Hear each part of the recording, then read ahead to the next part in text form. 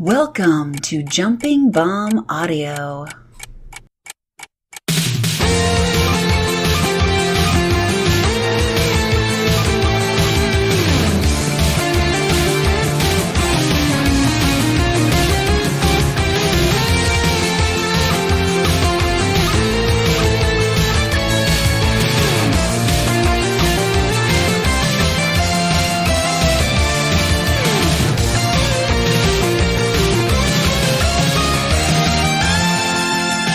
The very first episode of Jumping Bomb Audio, a podcast all about Joshi Pro Wrestling.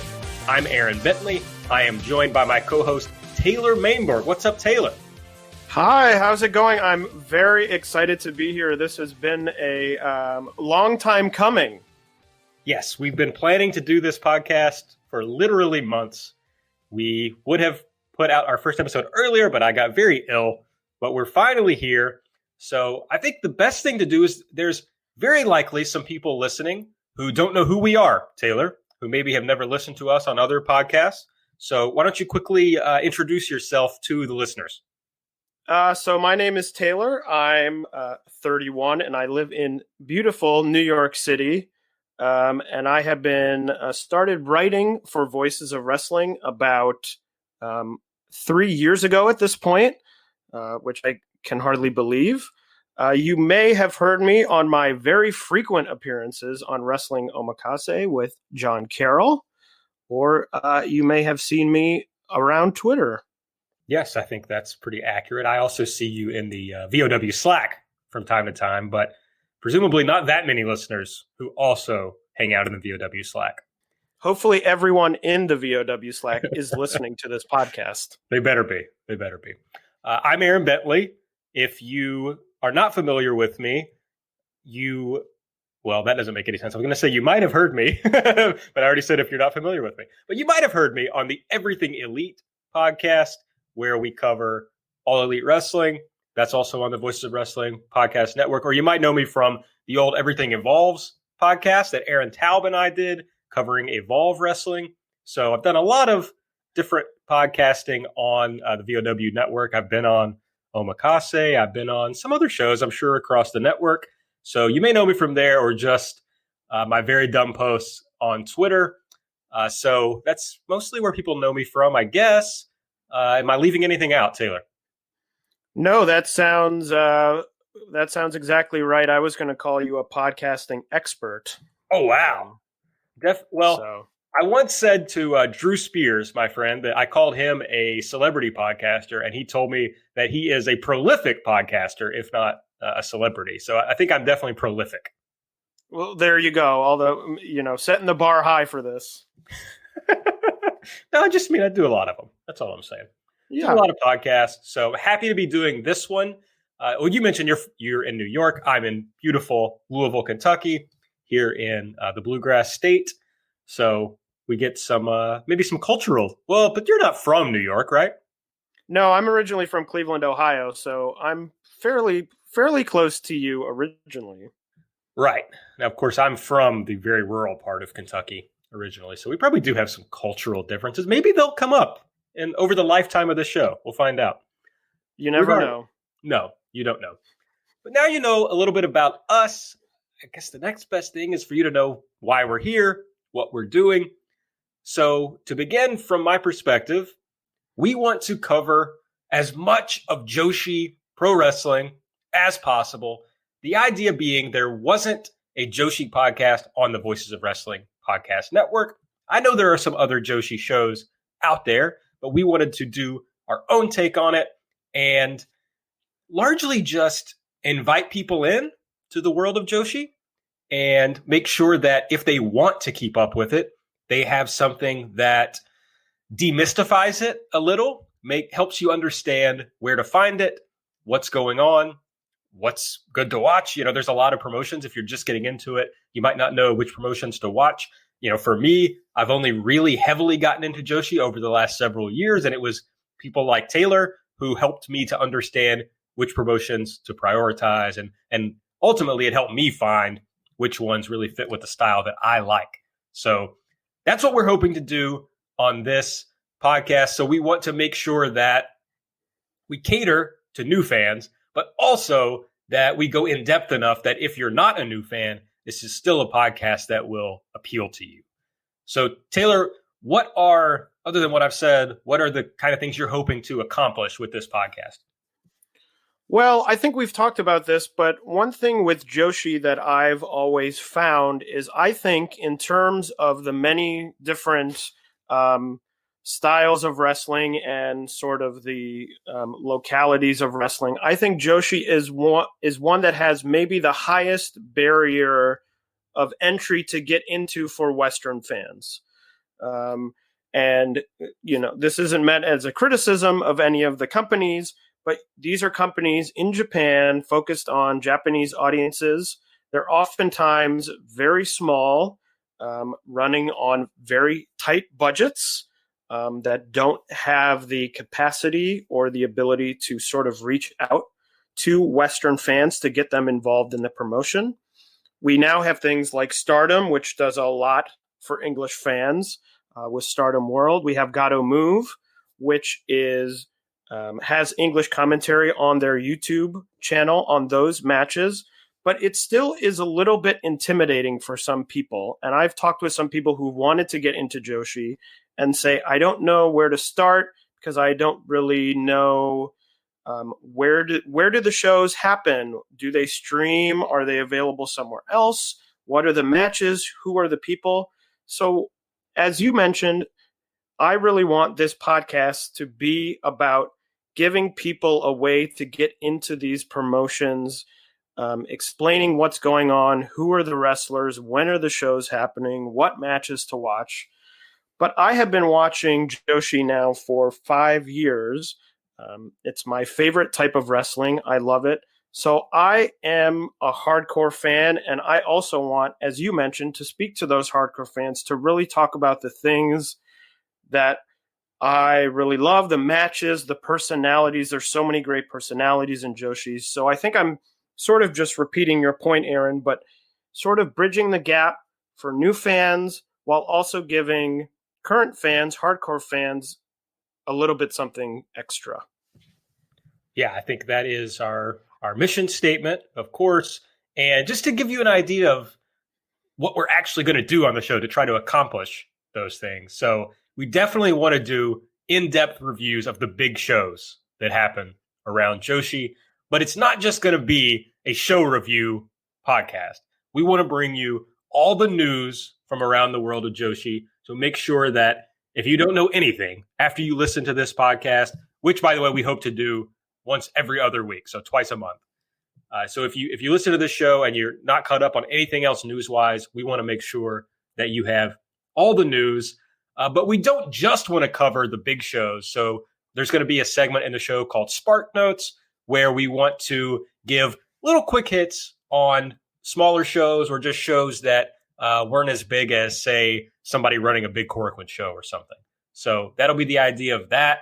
We also want to give you ideas of some recommended matches that you can go check out, and we'll talk about where you can see those. And since we're only going every other week, we also want to make sure you're up to date on upcoming shows that are going to happen, in between the episodes that we do.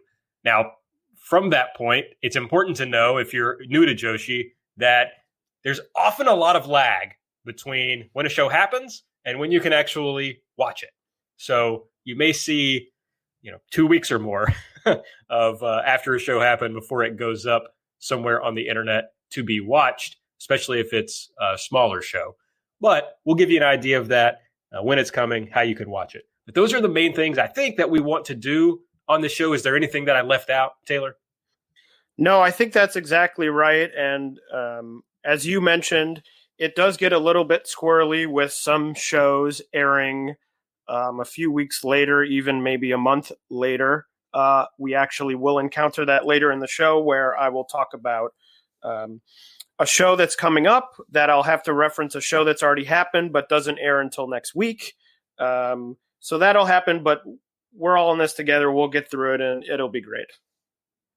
So let's head right into our big show reviews. But before we get to those, I want to let you know where you can find us.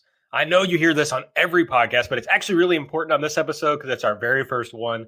So I want you to find us on Twitter. We're at JBomb Audio. So just, the name of the show, Jumping Bomb Audio. But that won't fit, of course, on Twitter. So it's slightly shortened, JBomb Audio. Follow us there. We hope to retweet a lot of news, everything just to keep you up to date in between the two shows. And I'm sure sometimes when we're watching shows, we'll put some takes there. But you can also find me. I'm at Aaron Like the Car on Twitter. And Taylor is at TAMAIMBO. So it's just the first part of his first name and the first part of his last name. Easy. Very easy. We'll put that in the bio. Maybe it already is. The bio at JBomb Audio. So you can find us as easily as possible. Subscribe to this show. Make sure that you get these episodes every 2 weeks when they come out right into your podcast feed.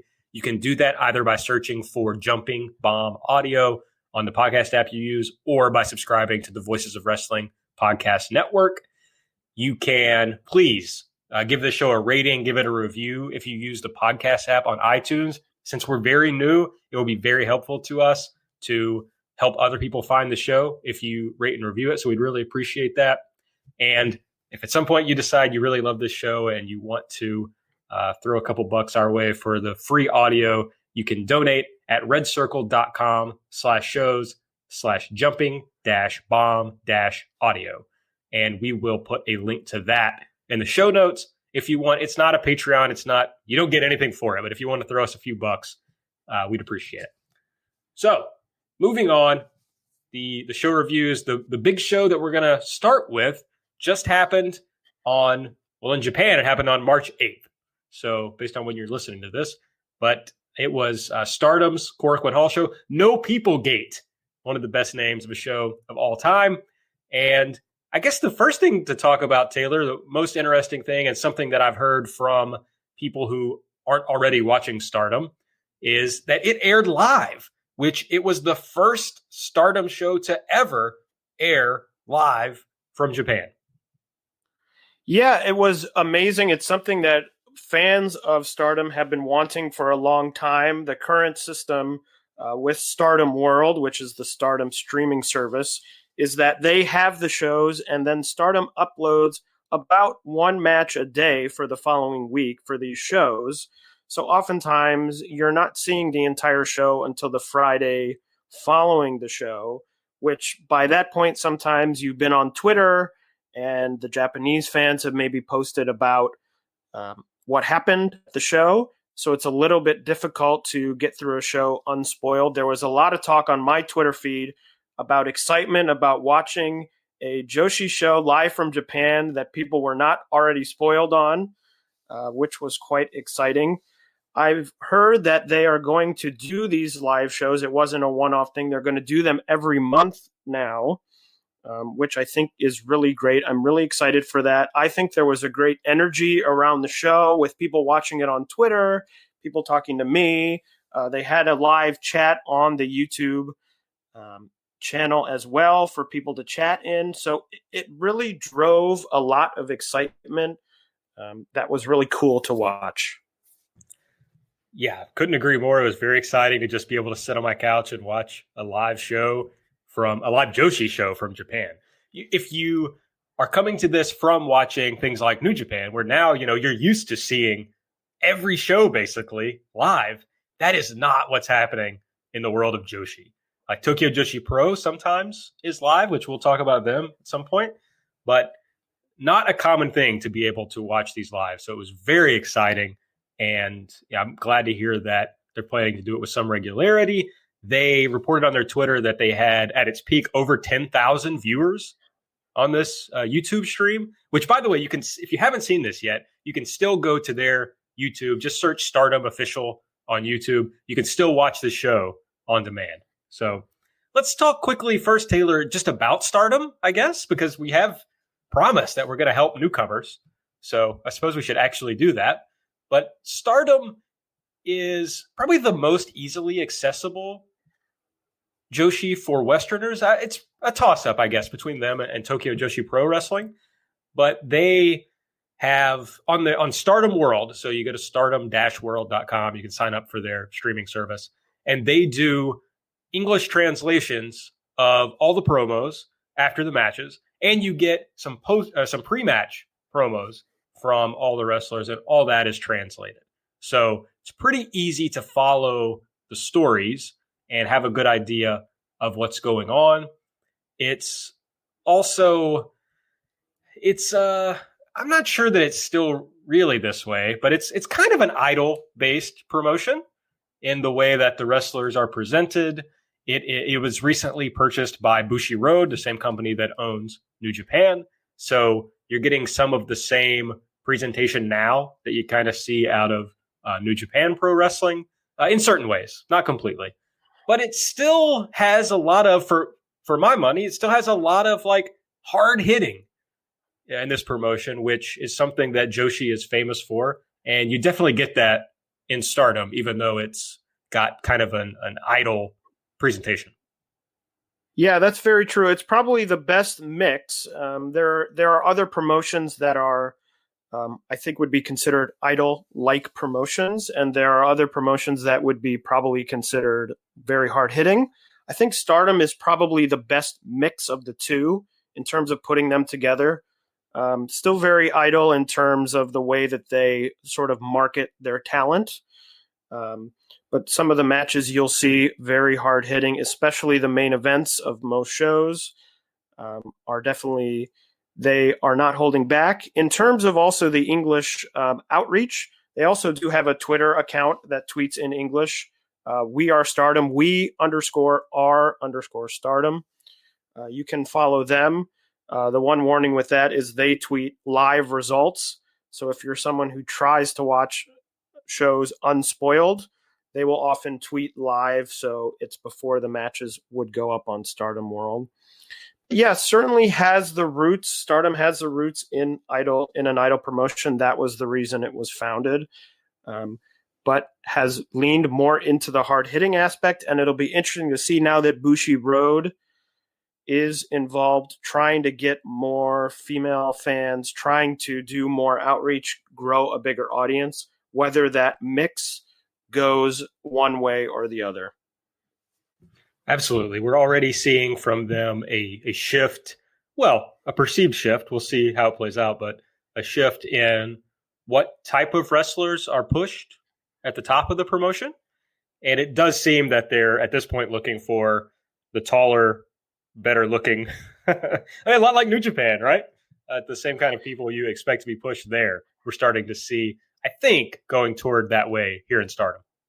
Yeah, and it, as you mentioned, it is very similar to New Japan. It's something that isn't, I think, in men's wrestling, especially New Japan, it's talked about a lot less, but you look up and down the card on New Japan, and there are some, obviously, wrestlers that this is true for, but a lot of these people are obviously very good looking. And it's the same way with Stardom. They want to draw people in. They want someone who, when you put them on a poster, someone takes a look and says, wow, look at that person. So it's, I think there's a stereotype of Joshi of,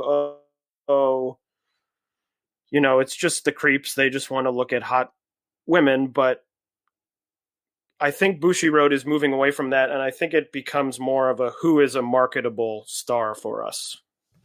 Right. Yes.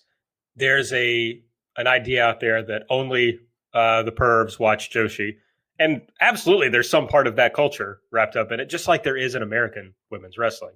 And so I'm not suggesting that they're going with the prettier women to attract more of the creeps. I think, in fact, they're trying to run the creeps off. But just trying to, who's the right person to throw on a cover of a magazine or put on a poster that's going to make people say, oh, this person is someone I should spend money to watch live in person. So I think we'll go there, and we'll talk more about the different wrestlers as we go through. But I think that's a good general basis to get into Stardom from. All right, so this show, March 8th, No People Gate, live from Korakuen Hall. We started out, it's literally No People Gate because there were no fans admitted. There were more people in the building than I anticipated. I saw Chris Brooks hanging out in the back. Not sure what he was doing, but you saw some people hanging around, but no tickets sold, no fans admitted, which I was concerned about.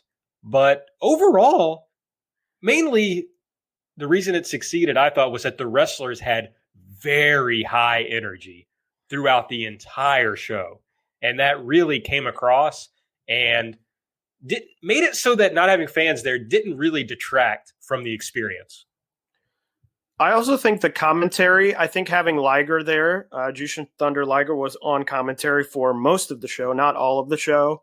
I think that really helped. He was super high energy on commentary. He was reacting a lot. He was talking.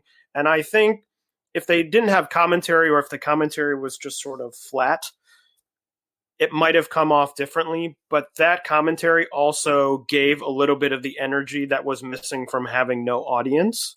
It didn't really affect my enjoyment of the show. Now, maybe with fans being there, I would have liked the show even more. I don't know if that would be the case. The only time it really ever seemed sort of out of place to me was when the finishes would happen, and it'd be, 1, 2, 3, and the bell would ring and there was no sound, which wasn't a negative. It just sort of is jarring after watching so many shows with people there. You expect 1, 2, 3, and the fans are going to react.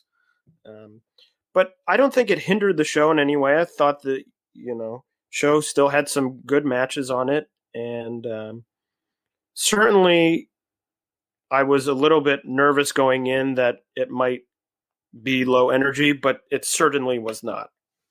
No, and sometimes you get a big move or something, or a near fall, and it was kind of deflating because no reaction. But a great point about the commentary, which reminds me, of course, that Stardom World has no commentary. So if that's something you're not used to, that can be a little off-putting at first, although I don't really even think about it at this point, having watched the promotion for so long. But it was nice to have, even though I don't speak any Japanese, it was nice to hear the lively commentary on this show. Overall, you basically said you liked the show, but overall, do you have thoughts as far as comparing this to a normal Stardom Korakuen show? In terms of comparing it, I think it was probably on the lower side. Now, of course, they had no fans there, and one of the big matches of the night was called off seemingly very last minute. I didn't even know about it until the show was happening, and someone posted on Twitter that Arisa Hoshiki had an injury. So I didn't even know about it going in. So it's a little bit disappointing when one of the 3 title matches of the show, well, not title matches, but big matches of the show, is called off. And I have some thoughts, and we'll get to it on the main event and what went down. But I would say it's a little bit lower quality than the usual Korakuen Hall, but with the caveat that they had some unexpected wrenches thrown in their plans. Yeah, I don't think the card was as good as you would normally expect. Even on paper, coming into the show from a normal Stardom Korakuen show. But they also didn't have to sell any tickets. So you kind of understand you don't want to give away your best matches on a show that you can't really make any money off of. So I understood that going in. But honestly, for the card, I thought the show over-delivered. It was better than I anticipated going in.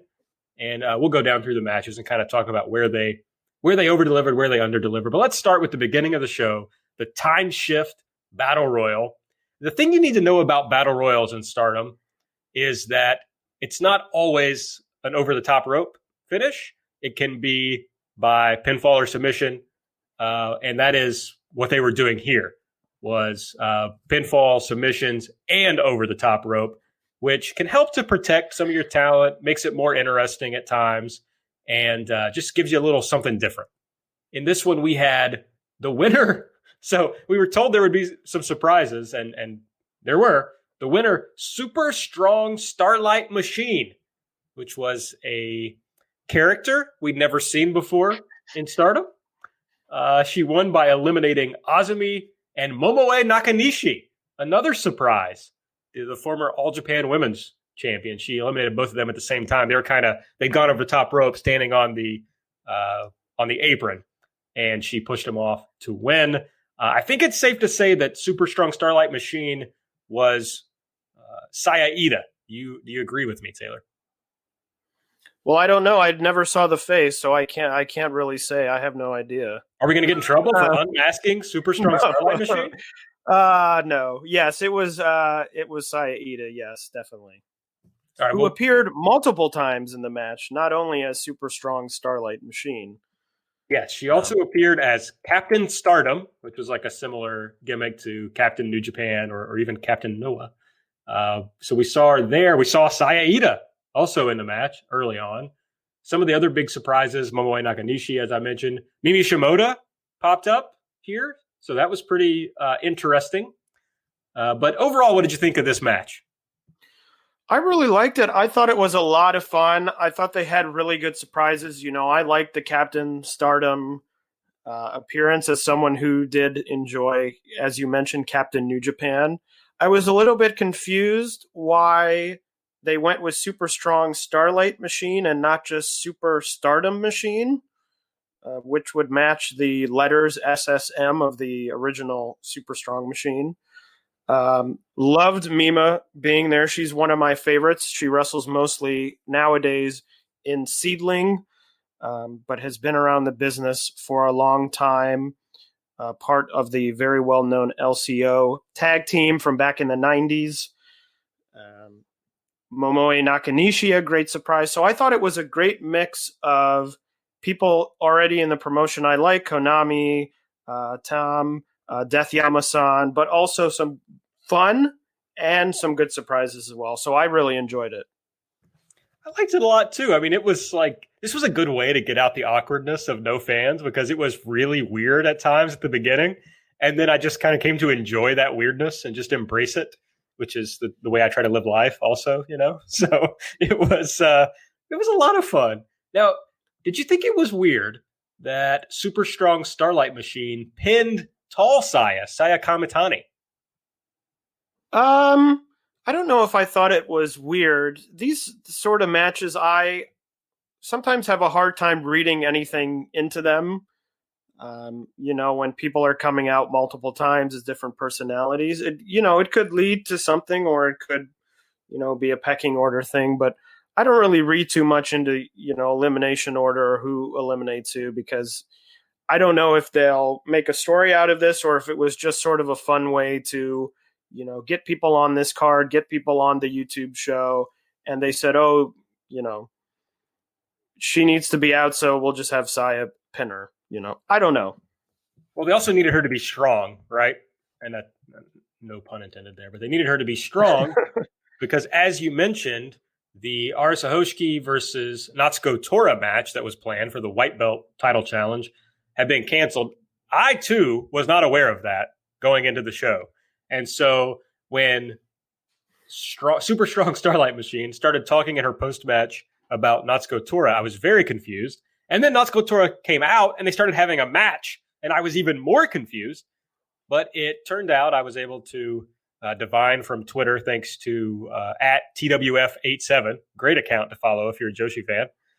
I learned from them that apparently the change was that Natsuko, because Arisa Hoshiki had some sort of head injury, I believe was the reporting, and so she wasn't able to be there, that instead Natsuko would face the winner of the Battle Royal. So then we went straight into Natsuko Tora versus Super Strong Starlight Machine, and Natsuko won with a spinning side slam type move. You're not going to get great move names on this show, I'm sorry to say, because I asked Taylor a few move names before the show, and he didn't know them either. So bad news. I'm terrible with moves. I'm terrible with the names of moves. I will say, on Stardom World recently, they've started putting the finish, like as soon as the match is over, it'll be like Natsuko Tora, and then if she's won, and then the name of the move she won with. So that usually helps me. So hopefully they'll do that there and on these live shows going forward. Your thoughts on this match? There really wasn't much to it. There wasn't much to it, which sort of is a bit confusing to me. It would seem like they could give Tora maybe this was sort of a extended squash match. It only went about 5 minutes. I thought that maybe they would have, I also didn't know until the match was happening what was going on. So I was sort of looking up and going, why are they having this match right now? But having sort of going back in the past and knowing, I maybe would have had a stronger winner. If you want to still give Tora a match and have her look good, maybe give her, Azumi or something like that. Maybe you don't want Azumi to lose in this position. But it just sort of felt like a strange match that didn't really, it was sort of, she came out, she won in 5 minutes, and then it was done. So yeah, I mean, there wasn't much to the match itself, though, really. No, not at all. Not really sure what I was even supposed to take from this, other than I expected to see Natsuko Tora on the show, and there she was, since she was healthy. But kind of a strange match. We went from that into a tag match. We got Julia and Maika from Donna Del Mondo, Women of the World. So Stardom, like New Japan, is unit-based. So I don't know why I keep thinking people listening to this are big New Japan fans and tying that in. Most Joshi fans really don't give a shit about New Japan, so maybe they don't care. But and they are both owned by Bushiroad, so I guess It's a fair, Yeah, but that was my adventure. My path was like I went from American wrestling to getting into New Japan and kind of then into the sleaze pro indies, and then found my way to Joshi. So maybe I'm just speaking to like my old self. Maybe you have come. Maybe you've started to be bored by New Japan and are looking for something new, and that's why you're thinking about getting into Joshi. But anyway, it's a unit-based promotion. So Julia and Maika are part of Donna Del Mondo, which is the newest unit in Stardom. And it's kind of, it almost has like a freelancer feel, even though Julia, I think, is, I don't know, but probably contracted to Stardom. But Maika and Shuri, the other member of Donna Del Mondo, are freelancers, at least for now.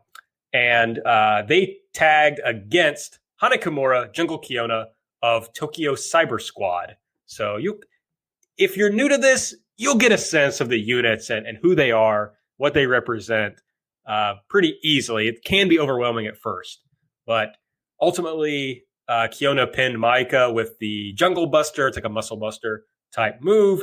And the thing you needed to know about this coming in, or at least it would help, is that there's this kind of long-term story between Hana and Julia. They're kind of feuding with each other, which makes these units go at each other. But what did you think of this match, Taylor?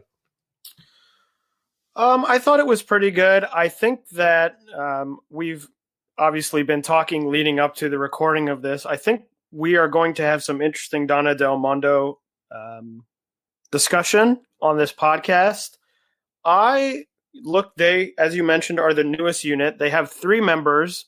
Maika has wrestled, I believe, something like 12 matches in her career. She's very new. And whenever I watch her, she obviously sort of has the innate skill set to be very talented, but she's very raw, as you would expect from someone who's had so few matches. And it shows in matches like this where she seems to hit very softly. She's not entirely sure.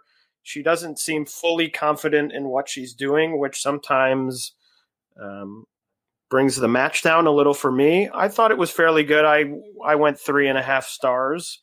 I love Jungle Kiona. I think she's one of the best wrestlers in the world, and I think she looked great in this match.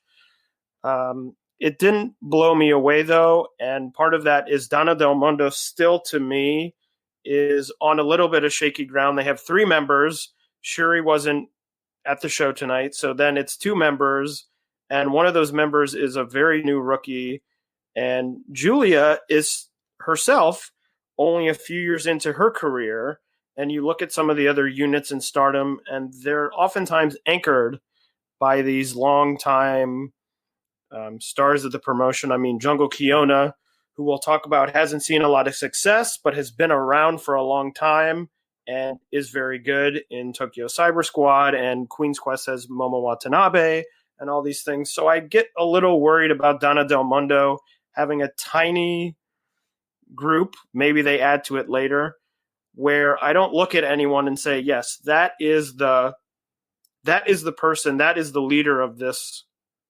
unit. Well, Julia's definitely the leader of the unit. I don't think there's well, any yeah, she's. I should say from an in-ring perspective. I think I don't. You say Shuri. I say Shuri. I don't really have any idea of how to pronounce her name.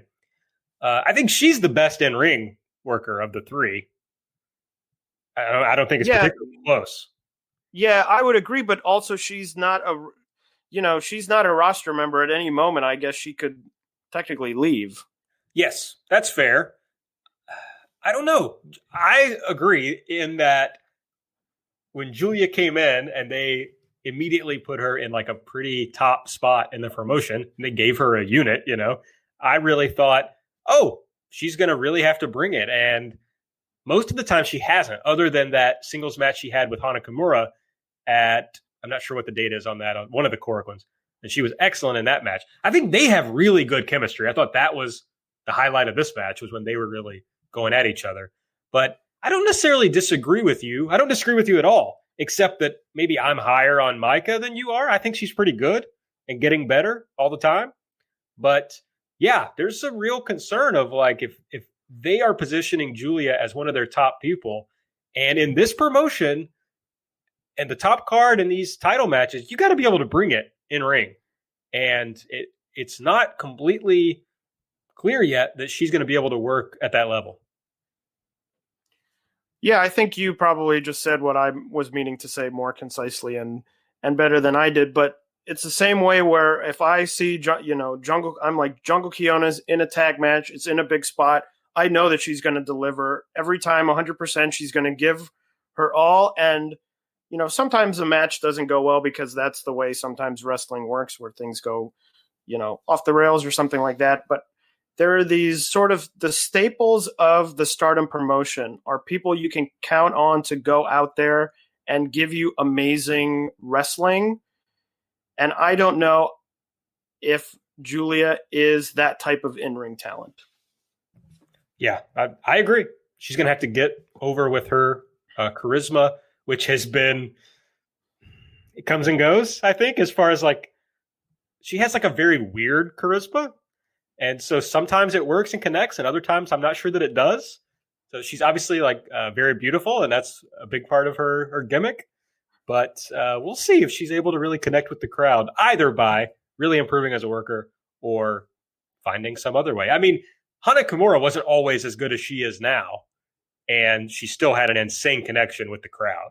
So there's other ways to do it, but it remains to be seen whether Julia will be able to do it in either of those ways or any of those ways. After the match, I believe, so I'm used to having the English translations during post-match promos, not so much here because it's live, but I believe Jungle Kiona challenged Julia to a singles match. I believe that is true. I'm exactly like you, where sometimes these things happen and you just sort of have to look at who's reacting and who's yelling at who and sort of go from there. Right. This is not dissimilar from watching most Joshi. So it just wasn't what I'm used to in Stardom. So after this, we get, for my money, the best match of the night. Momo Watanabe, Utami Hayashishita from the Queen's Quest unit, taking on Jamie Hayter and B. Priestley from the Oedo Tai unit. What you kind of needed to know coming into this was that B. Priestley was in Queen's Quest. She turned on Queen's Quest at the last Korakuen, including giving Momo Watanabe a Kamigoye and, cementing her exit from that unit and leaving for Oedo Tai.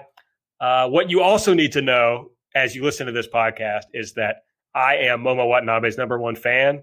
I will defend her to the death. So just keep that in mind when you listen to my Momo takes. I'm always going to be biased in her favor. B. Priestley, very sadly for me, ultimately won this match by pinning Momo after the Japanese Ocean Cyclone suplex. This was really good. Yeah, I really enjoyed it too. I thought it started off a little bit slowly, but as you can expect from the talent in the ring, really ramped up in the end, and I thought it was really great. Yeah, you got, from my perspective, four of the best workers in the promotion in this match. I know that opinions differ wildly on Bea Priestley. I'm usually pretty high on her in-ring work, although I have to hate her now because she has turned her back on my beloved Momo. I loved the Momo Bea Priestley interactions, though, in this match. That spot where Momo tried to hit the Kamigoye on Bea to kind of get her revenge, and then Bea hit the Peach Sunrise, which is Momo's finish, on Momo. I thought that was a really fun little interaction. Yeah, and Yoko Bito, who's a retired wrestler from Stardom, was on commentary for this match, and Momo hit one of her moves, the Bea driver, on the apron, as well as I think then in the ring as well. So that was fun as well. It was fun to see Yoko Bito back, who I always enjoyed when she was in the promotion, and fun to see that sort of shout out. So we saw at, was it the two Korakuens ago when Momo lost to Mayu Iwatani, who is the red belt champion in Stardom. And we saw after that Momo did this promo about, basically, I'm going to chase you, Mayu, and I'm never going to stop until I can beat you. And if you don't know this, Momo was the white belt champion for a long time. She set the record for white belt defenses. And then around the time Bushiroad bought Stardom, Momo dropped the belt to Arisa, who they seem to be focusing on more nowadays. And Momo seemed to really be less focused on. So I came out of that Korakuen where she lost to Mayu thinking, okay, they're not going to have her at the top of this promotion anymore, but they are giving her a path, a story, a challenge. It's like, okay, now I'm chasing Mayu. In fairness, Momo is, 19 years old, 20 years old. So you could see, all right, now they're going to kind of reset her and give her a few years to try to catch up to Mayu. That's fair. That's something worth watching. But you really cement it here where not only does she get her finish hit on her, she hits her finish, and it was someone helped for the kick out. So it wasn't just completely kicked out of. But then she loses to Bea Priestley, who at this point it's kind of hard to tell where Bea is on the hierarchy in Stardom. But a good sign, a continued sign that Momo is just not going to be focused on in the Bushiroad era, at least not currently.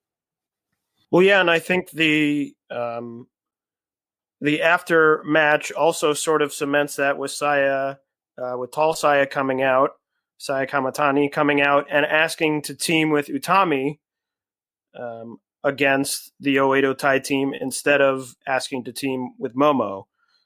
So I think that's also sort of part of the, and that could lead into the story where Momo is more and more sort of abandoned by this group, obviously abandoned by Bea Priestley, who turned on her, and maybe being abandoned by the people in her own group now. And maybe that leads to having her go all the way down and then start to climb up. And maybe that's the beginning of that story. So you don't know, but as someone who is a big Jungle Kiona fan, when Jungle Kiona wins, it's cause for celebration because it doesn't happen all that often in Stardom. So, Aaron, I feel your pain. Yeah, it's very painful, especially she's been doing these sad tweets this morning about like, wow, like can't believe that somebody, Sai Kamatani wanted to challenge for these belts and they think that I'm the reason that we lost. And that's like very heartbreaking for me. I just love Momo, and so I feel bad for her. But yeah, you can imagine Utami becoming the leader of this faction. You can imagine there's, if you're not familiar, there's an annual, or at least over the past few years, there's been an annual draft in Stardom where can be some switches in the units. And lately, people have just been moving around in the units pretty freely. So you can imagine Momo leaving this unit, although that's terribly sad considering how it felt like when Io Shirai, who was the former Queen's Quest leader, left Stardom to go to WWE, that she kind of handed the keys to Momo. Almost literally as she laid down, and Momo beat her for the white belt on Io's way out. So very sad that it could be something where Momo just ends up outside of this unit. Afterward, like you said, we had this challenge, and I just wanted to point out the B line at the end. So B gives her promo in English so I could understand it, and she says, "QQ, you can fuck you." And no idea what that means. People are always yelling "fuck" at Queen's Quest. You know, there was the Konami "fuck QQ" and now "fuck you." So a lot of hatred towards Queen's Quest from all different directions. Yeah, it's distressing to me as a Queen's Quest fan. But I am loyal to Momo, so if she leaves, I will abandon Queen's Quest at the drop of a hat. Just so everyone knows. All right, main event. Mayu Iwatani, the current red belt champion, but this is a non-title match, against Saki Kashima. Mayu is the leader of the Stars unit, which is basically like the home army. Saki Kashima, the newest member. Is she, or is B the newest member? One of the newest members of Oedo Tai. I guess B's the newer member. Yeah, I don't know. I think so, because I think Saki was like at the beginning of January. Yeah, now my timeline's all messed up in my head. But they're both very new. They're new. Very recent members. Basically, the story here is Saki kept trying to get... Well, Saki turned on Mayu to leave Stars and join Oedo Tai. They were in a tag match together. It was actually, as I recall, Mayu and Saka versus Hanakamura and Kagetsu. And Saki turned on Mayu, joined Oedo Tai. So then after that, Saki's trying to get herself a title match with Mayu, and Mayu at every turn is like, basically, I don't respect you enough to give you any sort of match, certainly not a title match. And so that went on for a while before Mayu finally agreed to this. And what we got was at least referred to as a lumberjack match. I'm not sure it resembled any lumberjack match I've ever seen before. But ultimately, Mayu Iwatani won with a moonsault after a tombstone piledriver. Did you like the match generally? Well, so the match sort of felt like two parts to me. There was the beginning of the match, which was very strange. It was, I guess, what you would call the lumberjack match portion of it, which involved a lot of Oedo Tai just beating up Mayu Iwatani on the outside constantly. Actually, I said this while I was watching to someone. I said it feels very much like a Oz Academy main event to me in a way. And for those of you who don't know, Oz Academy is built around this heel faction who's gone by many names, now goes by Sekigun. But their whole thing is they are all about constant interference in their matches. They're a heel unit. They have this guy who helps them out called Police, and they're always interfering. It's interference, and the faces have to fight back valiantly. Sometimes they don't succeed, and sometimes they do succeed. But that's what the beginning of the match felt like, because it felt like every few minutes Mayu was on the outside getting beat up by everyone. It was a bit strange because I would figure the point of the match would be to get over Saki and get over her new heel persona, which I think is a little bit, it doesn't feel like a natural fit for her to be a heel. So I figured the match would focus on her mostly, but when it was on the outside, it felt more like the match was about Oedo Tai and what they were doing. So I didn't love that. It was a bit strange to me. Then they got back in the ring and Mayu took over, and Mayu is has a very daredevil style with her in-ring work. She gives 100% every time she wrestles. She's willing to do whatever it takes to have a good match. And so once the sort of in-ring portion of it started, I started warming up to it. There were a couple of sort of odd mistakes in the match. There was supposed to be a ref bump that didn't quite happen. There was supposed to be a chair shot that didn't really work. So it was sort of this odd where I didn't like it, and then it started getting better and I liked it, but then there were all these things and I didn't like it, and then Mayo took over again and I liked it again. So I sort of was very on the fence about the whole thing. I think that's fair. What's funny, Taylor, is I had that same thought about Oz Academy. It's the main event scene in Oz Academy often leaves me cold because of the interference. And that is exactly what I thought here. It was like, honestly, I was enjoying this at the beginning. I was surprised because it was mostly like Saki on top. And Saki is not the best worker in Stardom, I think it's fair to say.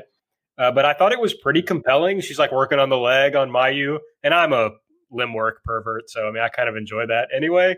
And I was like, oh, let's see where this goes. Of course, it played no role in the later portions of the match. So that was good. But I was enjoying it. And the interference kind of got me out of it. But what you want here is for Mayu to kind of get a little bit of a challenge, but she has to just put Saki away unless you're really going to go somewhere with Saki, which I don't see that coming. So I thought it did what it was supposed to. It just was kind of a weird scenario, a weird environment for the match to happen in. Yeah, I should say that when I mentioned Oz Academy, I know that, you and I know there's some Joshi fans out there who are not a huge fan of the Oz Academy style. I happen to love it. It just seems like not a... The way they do it to me is they are experts at it. The way they do it, they know exactly which buttons to push of their audience and the people who are watching. And they sort of have the style down, where this sort of felt like an out of place. It sort of felt like taking that style and putting it on something where it doesn't fit, like a square peg in a round hole a little bit. So I don't want to come off as if, I know that, Aaron, you don't prefer them, but I really like Oz Academy. It just felt like a weird mixture of, it's not what I expect from Stardom, and I don't know that they pulled it off very well. But it still gave me that feeling because that's the sort of style that Oz Academy has. All right, well, that's pretty much the Stardom March 8th Korakuen show. Anything else you want to add from that show? No, I think that's it. As I said, I'm excited for them to do more of these live shows. That was, even more than any of the matches. My favorite thing about the show was being able to watch it. And it also was on at a time at 9:30 p.m. Eastern time in the United States, where I could watch it very easily. I didn't have to stay up late. I didn't have to, go to sleep and set an alarm. So I'm excited to do this, to be able to watch these shows with people, tweet about it, or, text people about it or message about it, and I'll watch it live, because I think watching wrestling with people, even if you're not in the same room, but you're able to talk about it, is, I think, the best way to watch wrestling. Absolutely. It's meant to be consumed live with other people. So, okay, well, we'll move on from there. The next show we wanted to talk about was Kagetsu's retirement show. Kagetsu was a Stardom wrestler and the leader of Oedo Tai for a long time, but she's recently decided to retire. And on February 24th, she had her retirement show at the Adion Arena Osaka #2 in Osaka. We're not probably won't spend as much time on this as we did on the Stardom Korakuen, because I think it's fair to say it's mostly a one match. Mostly a one match show.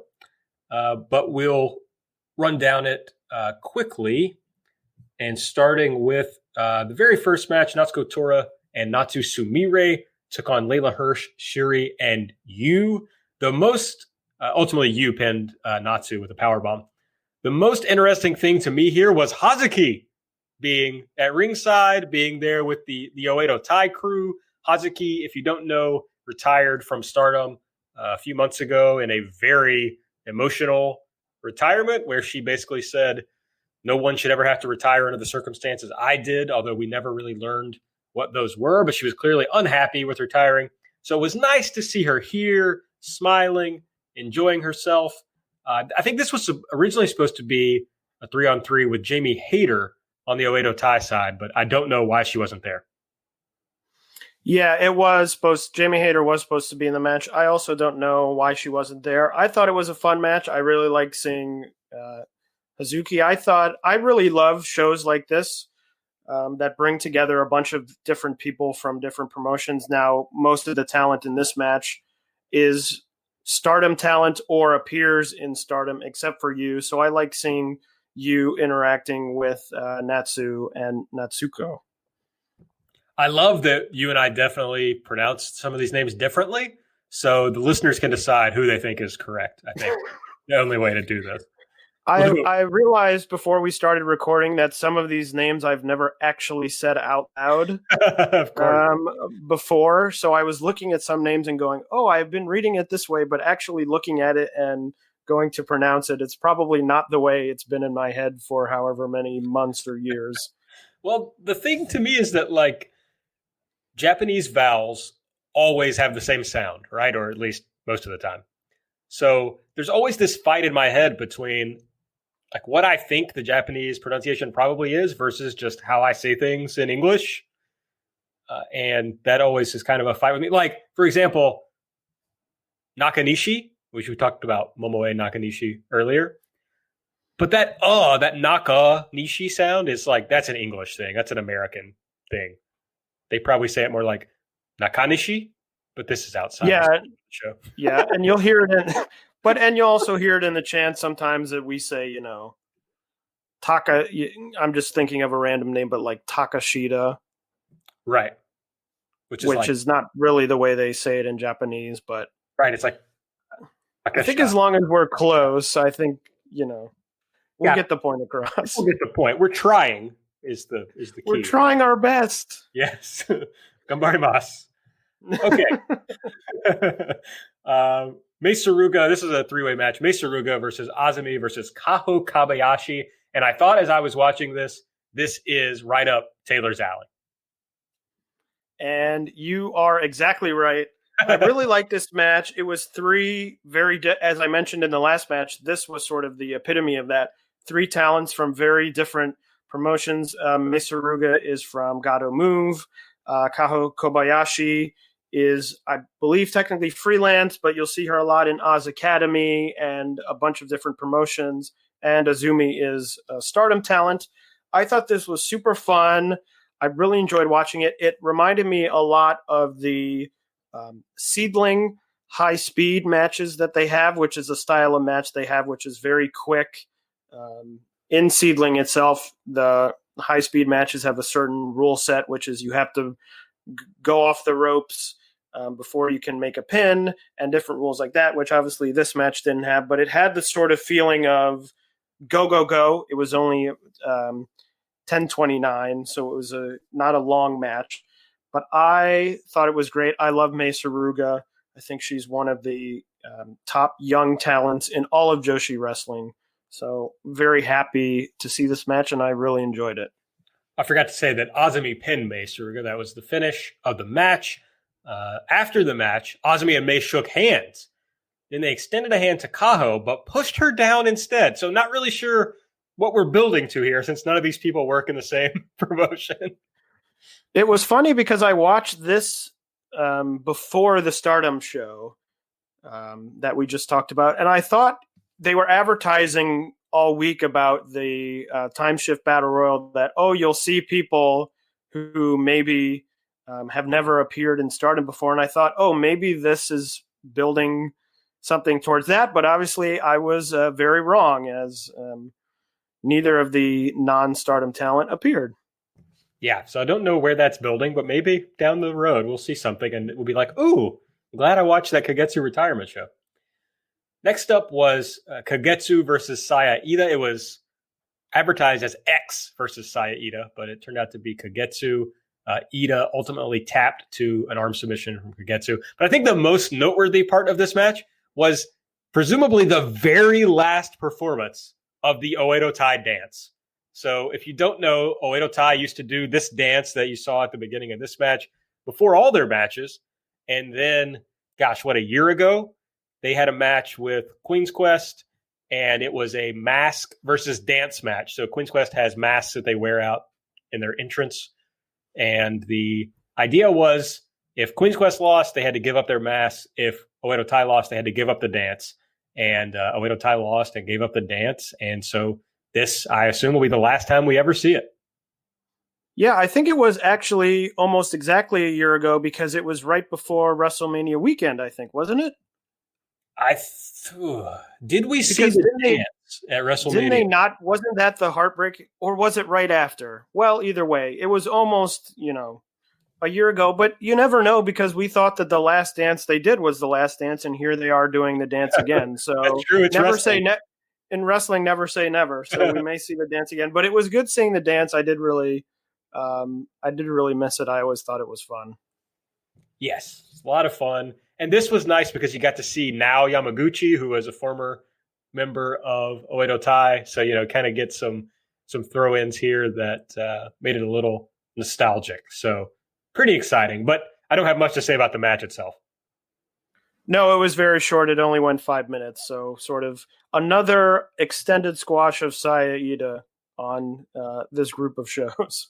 Yeah, well, Kagetsu had another match coming up. But right before that, there was a six-man tag match. The only men who appeared on the show, GAEA, Jinsei Shinzaki, and Zeus, taking on Dinah, Mito, Kamui, and Kazuki Hashimoto. I, frankly, did not watch this. The match went 11 minutes, but it was clipped on the video, so I think they only showed about 3 minutes. I did watch it, but sometimes on these samurai broadcasts, they sort of have to cut what they think is the least vital parts of the show. And I guess on a show with almost all women, they figured that the men's match was the least vital, which I don't know that I can argue with. So not much to say. A good switch up, usually the women's match is treated in a lot of wrestling as the least vital part. So nice to see the men's match treated as the one nobody cares about. So the main event, Kagetsu taking on Meiko Satomura.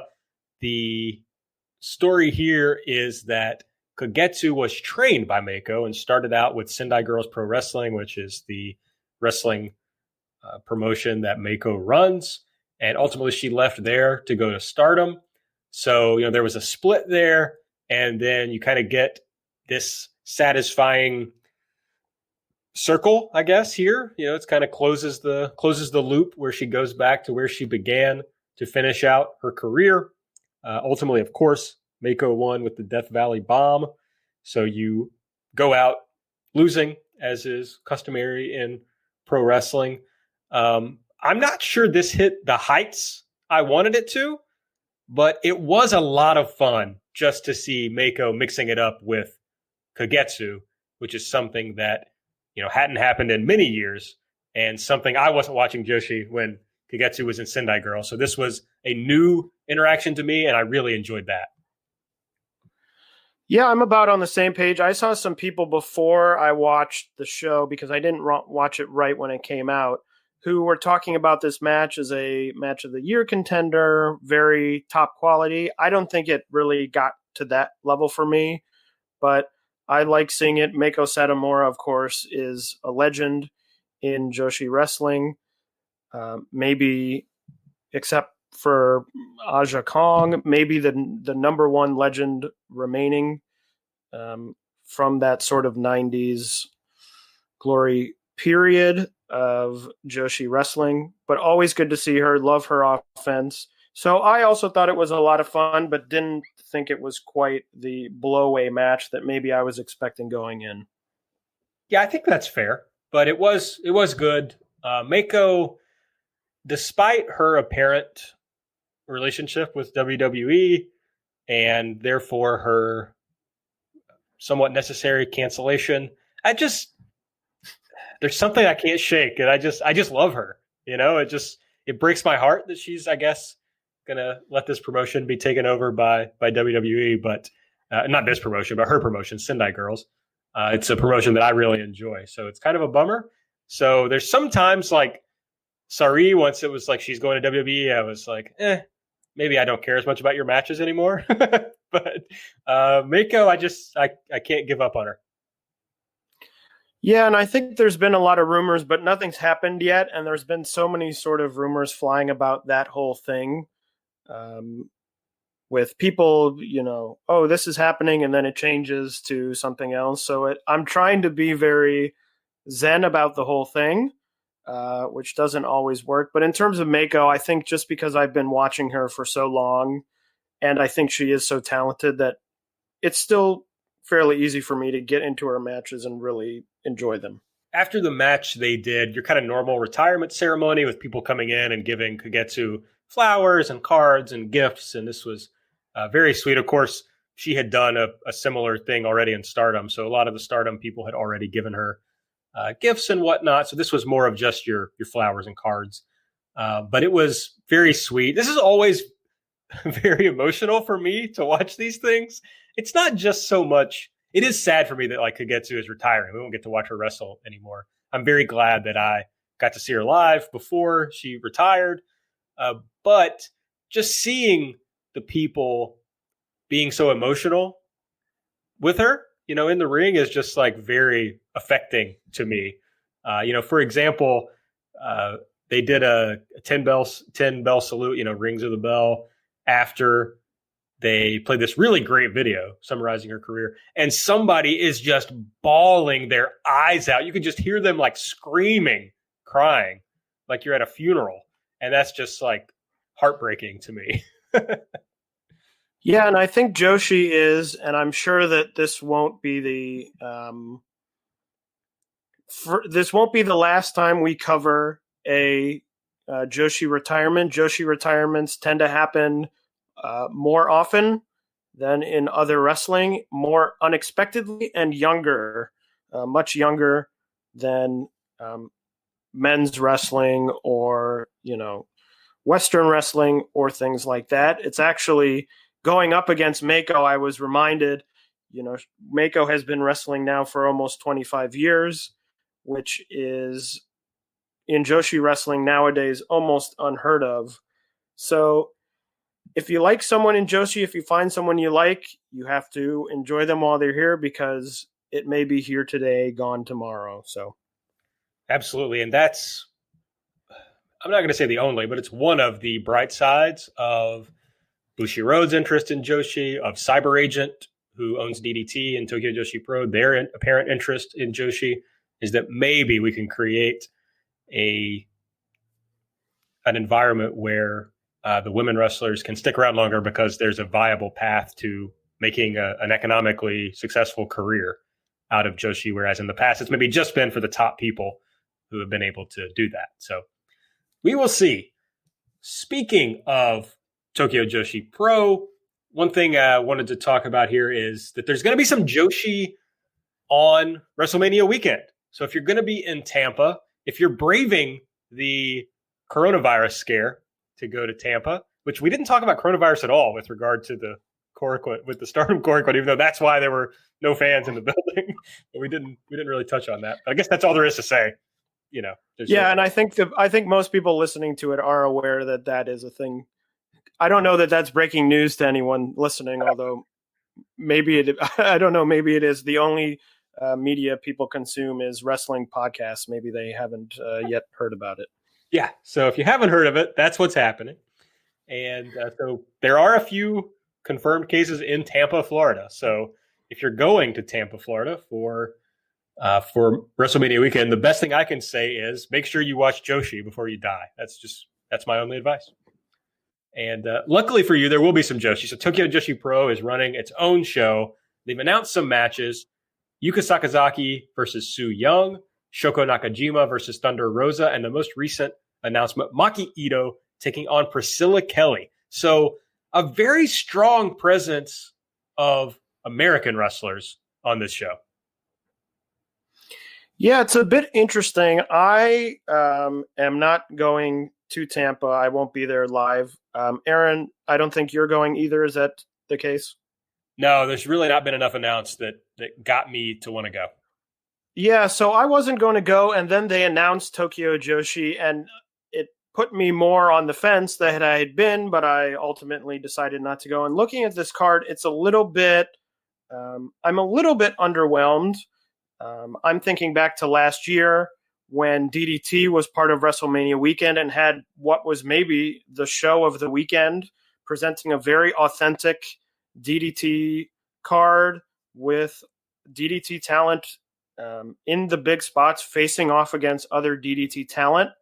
I don't know how super excited I am to see Tokyo Joshi talent facing off against American talent.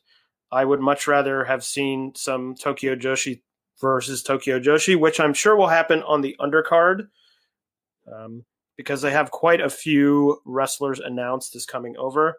But I just wish there was maybe one big match that was all Tokyo Joshi sort of main roster talent. Su Yung, Thunder Rosa, and Priscilla Kelly have all been in Tokyo Joshi at one time or another for brief times. Some of these are rematches of matches that have already happened.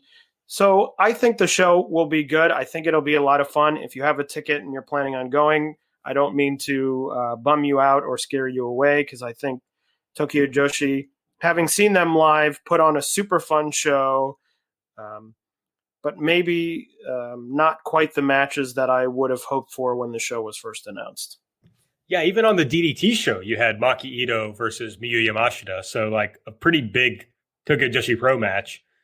Or the Stardom show at Mania last year, which was pretty much like a normal Stardom show. You had the big Utami versus Momo match on that card. So it is a bummer. I think all these will be fun. And if I was already going to be there, I would definitely go to the show without a doubt. Oh, definitely.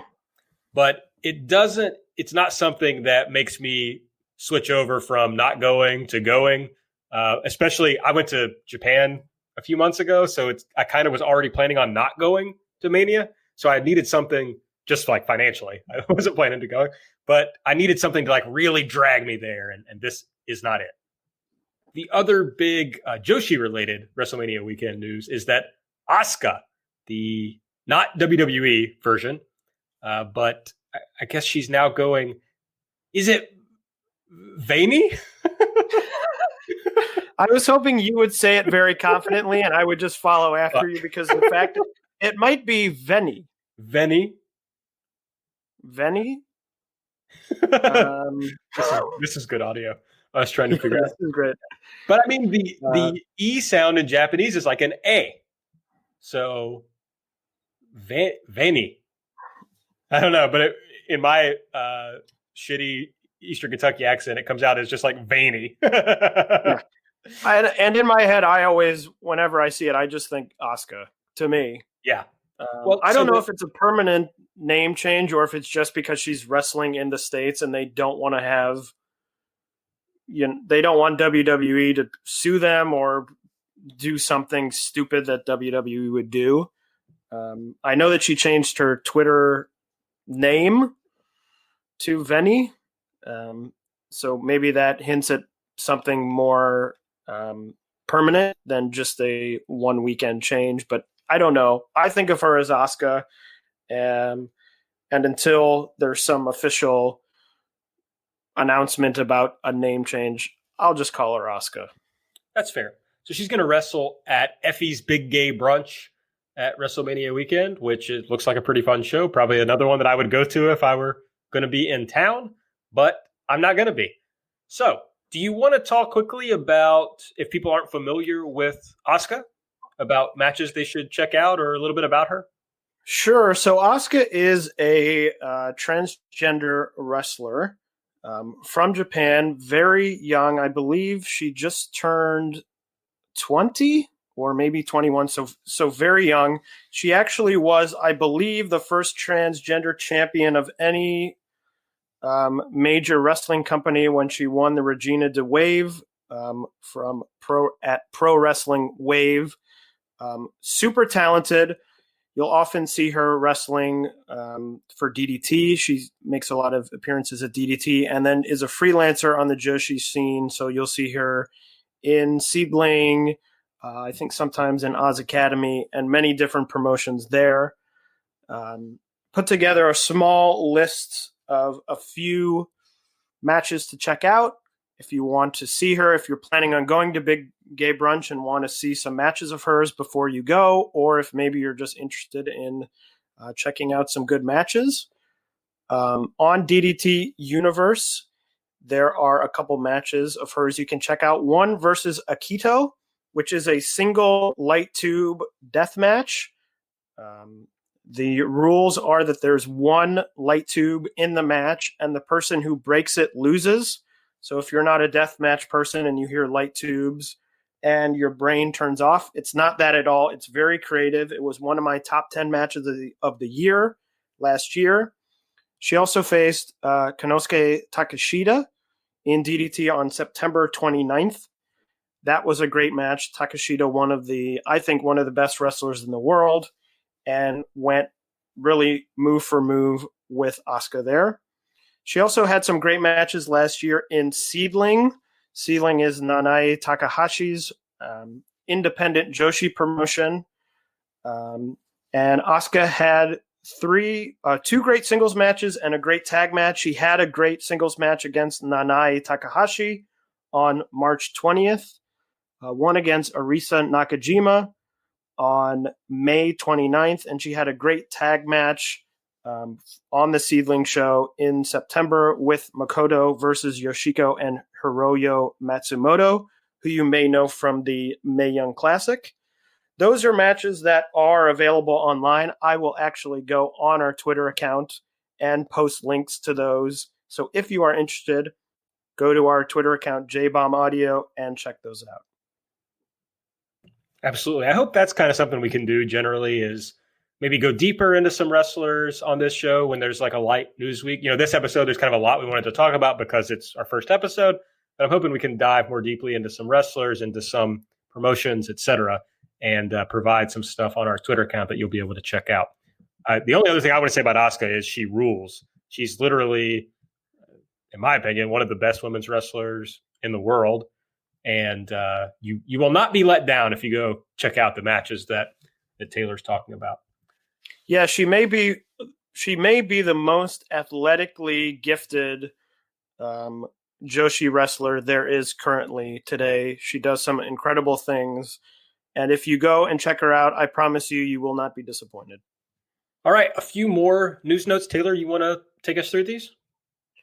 Sure. So this was announced a little bit ago, but GAEA Japan is returning for what is currently announced as one show on April 15th. If you're not familiar with GAEA Japan, it was a Joshi promotion that ran from 1995 to 2005, run by Chigusa Nagayo, who now runs Marvelous, which is another Joshi promotion. GAEA was a very successful Joshi promotion in the 90s, drew huge crowds. Probably at this moment, their biggest claim to fame is it is where Meiko Satomura was trained and where she debuted. It also saw the reunion of the Crush Gals, which was one of the big acts, probably one of the biggest acts in all of Japanese wrestling, men or women, to be honest. So they are coming back for one show. The reason I'm bringing it up here is if you are interested in learning more about the show before it happens, GAEA Japan has launched a YouTube channel, GAEAism, GAEAISM. You can look them up on YouTube. They posted their press conference announcing the show, and they have started posting selected matches from their history. It's a little bit difficult to find a lot of GAEA Japan because of copyright things. If you look them up on YouTube, you may find some shows or individual matches.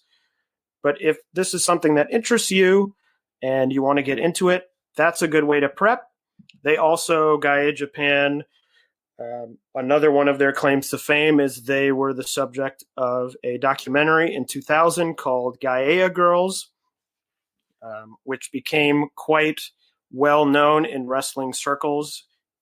It's about the training of some of the younger rookies in GAEA Japan. I would just give you a warning. It is available on YouTube for free if you look up GAEA Girls. If you are squeamish about violence or blood, I will give that warning to you that there are some scenes that maybe people would consider hard to watch. But it is something that's super interesting, a look into the way that these women were trained at the time. So you can check that out as well. For the card itself, for the April 15th show. They've announced 2 matches, one that's more of a sort of historical look back, a 6-woman tag with Chigusa Nagao, Meiko Satomura, and Sakura Hirota versus Kaoru, Chikayo Nagashima, and Toshi Uematsu. Those are all wrestlers that wrestled in GAEA Japan. A lot of them were rookies trained by Chigusa before the promotion debuted and made their debut with the promotion. And then the main event is Takumi Aroha, who is the current ace of Marvelous, going against Chihiro Hashimoto, who is the current ace of Sendai Girls. So really a interpromotional dream match, you would say. Aroha recently making a great appearance on Stardom in a match against Mayu Iwatani, and now we'll have this match against Hashimoto, which I think will be really great. I'm sure we'll be talking about this more as more matches are announced, but if you want to start preparing, if you want to learn more, check out that YouTube channel and get ready to watch that show, which I'm sure will be great. Absolutely. I couldn't agree more. I'm going to check it out. That was obviously before my time, so I'll check it out and see, what grabs me before it comes back. Yeah, and I think it's really great that they're uploading these matches to the YouTube to give people a chance to watch these shows. As I said, it's a little bit difficult to check out a lot of these shows unless you go and buy them from someone who happens to have them on DVD or something like that. So this is a great way for people to get into the promotion before the show happens, and they've already said it's currently planned on being one show, but you never know what the future holds. Maybe this is, going to lead into something where we get more GAEA Japan events. So we shall see. All right. We also have Mei Saruga appearing in All Japan. Yeah, so she is appearing. I guess this is sort of an unmasking in a way, but appearing as Pink Mensore. Black Mensore is a All Japan wrestler who announced his sister was coming into the promotion to tag with him. And it is Mei Saruga appearing as Pink Mensore. She's had one match already and has another match coming up against Emi Sakura, who is the head of Gato Move and also her trainer. So that'll be a tag match worth checking out, and look for maybe even more appearances of Pink Mensore. All right. A few more news notes. We've got a Joshi Rookie Tournament coming up. So anybody less than 3 years of experience, right?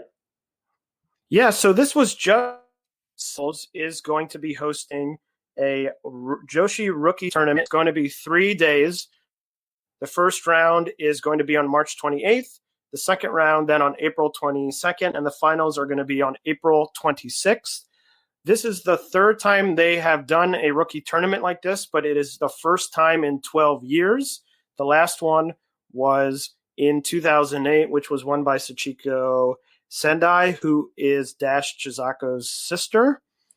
And they have announced 11 of the 12 participants of this tournament. There will be a total of 12. One is being listed as X, who supposedly will be announced on the day of the show when the matchups are announced. You have almost every independent Joshi promotion represented here by at least one talent. You have Akari and Kureya from Pure J. You have Maria, Mei Hoshizuki, and Makoto Shindo from Marvelous. Manami and Yurika Oka from Sendai Girls. Nanami and Haruka Umasaki from Diana. Honori Hana from Keedling. And Mei Saruga from Gato Move. I'm super excited for this. I am someone who has beat the drum that a lot of these Joshi rookies currently coming up are incredibly, incredibly talented. I'll talk about them more later as we go into the recommended matches section.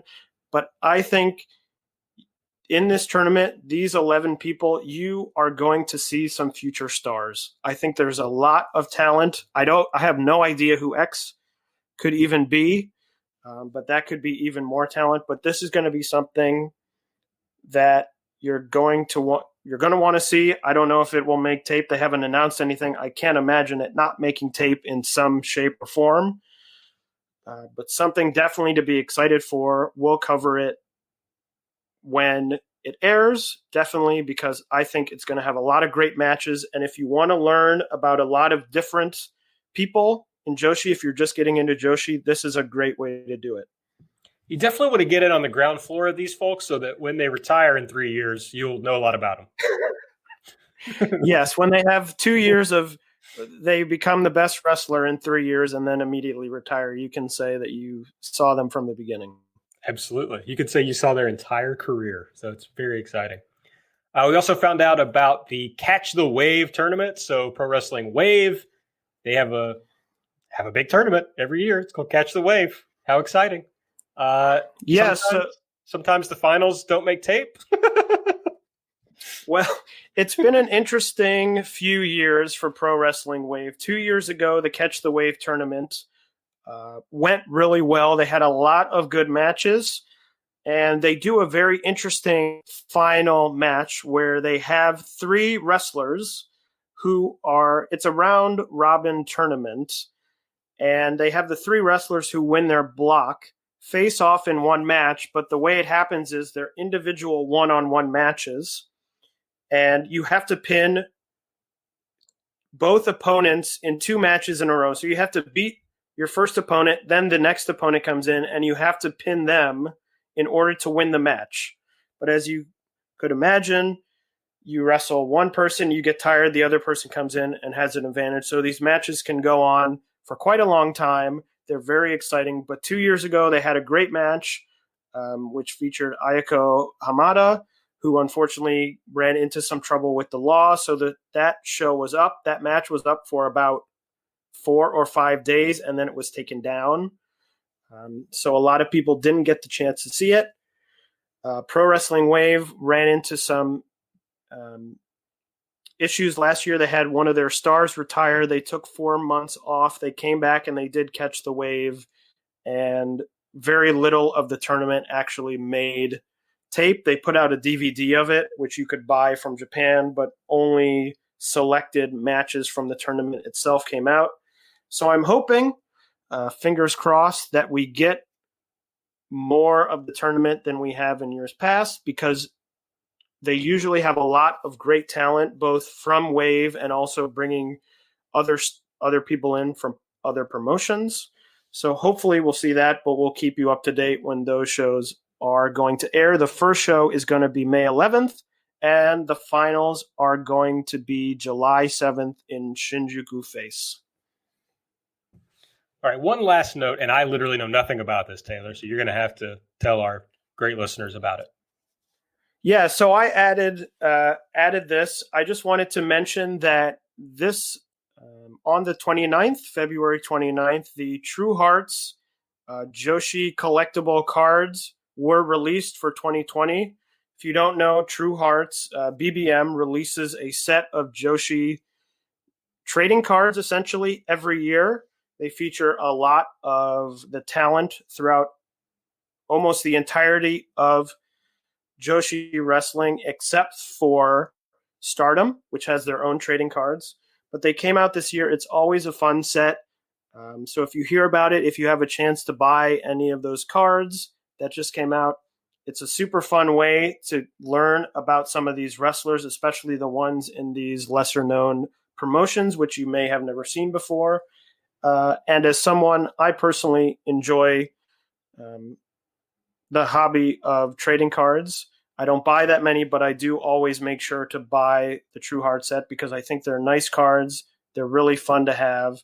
And it's really cool that you have a card company that releases Joshi-focused cards. Yeah, I like to collect things, but I just see this as a hole that I would go down and perhaps never escape from. And it just seems like it'd be bad for me. So I'm trying to just ignore that it exists. Sure. So just plug your ears whenever I talk about it. All right. The next part of the show we want to do, we're going to call it Spark Notes, which is very clever, I think.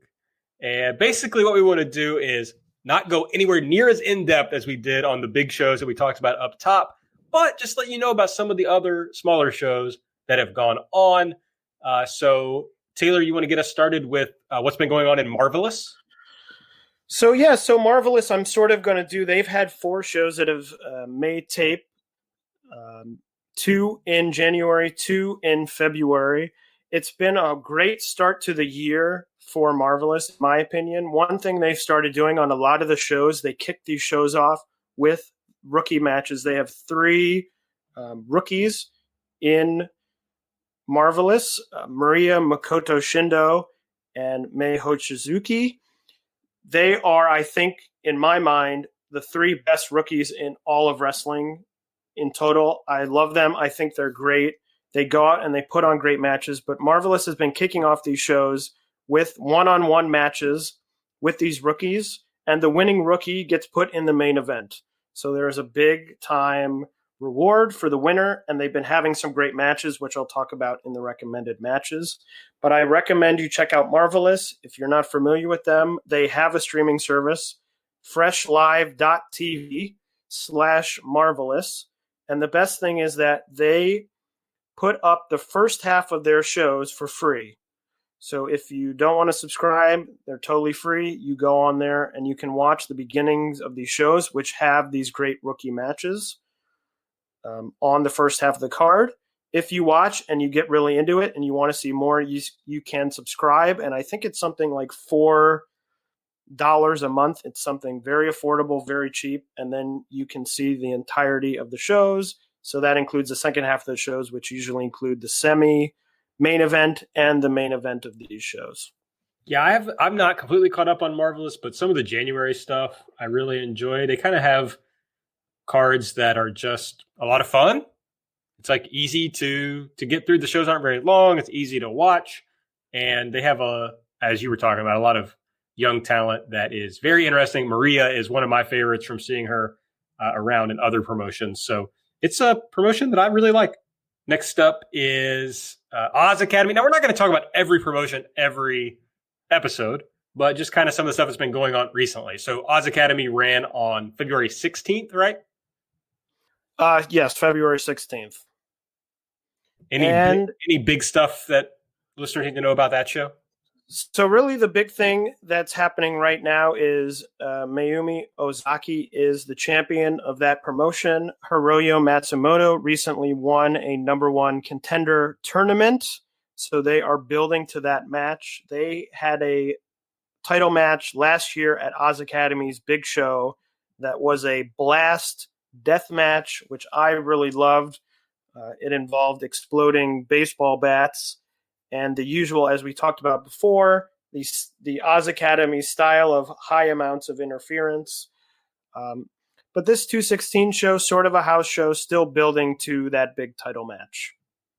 All right, there was a Sendai Girls show on 216, and unfortunately I haven't been able to watch the whole show, but I did check out the main event before we recorded, and it was Kagetsu versus Chiro Hashimoto. Kagetsu kind of did like a retirement tour where she went around and worked lots of different promotions and mostly against younger wrestlers. This isn't really, Hashimoto is pretty established at this point, but this was a good match. It wasn't as good as the match with Satomura, I didn't think, but it was a fun match. It's just kind of what we talked about a lot on the show, that Joshi can be pretty, some of the people can be isolated, the people who are not freelancers who work mostly in one promotion. So it was fun to see Kagetsu and Chiro kind of mix it up when that's not really something that's happened a whole lot. So that was a lot of fun. Also on this show, I definitely want to go back and make sure I catch the Dash Chisako and Meiko Satomura versus Natsumi Maki and Sari. Just a lot of people that I really like and a lot of people who hit hard, and I bet it's a lot of fun. So haven't gotten to it yet, but I plan to soon. Yeah, it was a pretty fun show. Nothing that really stood out. I watched the whole thing. I agree with you on the Kagetsu Hashimoto match. The tag match with Satomura, Chisako, Maki, and Sari was a lot of fun. At the time I was watching it, I thought it was maybe the last Sari match I would ever watch. But as we'll talk about later, she will have at least one more match making tape this week. So that's a relief. But a fun show, maybe nothing to go out of your way about.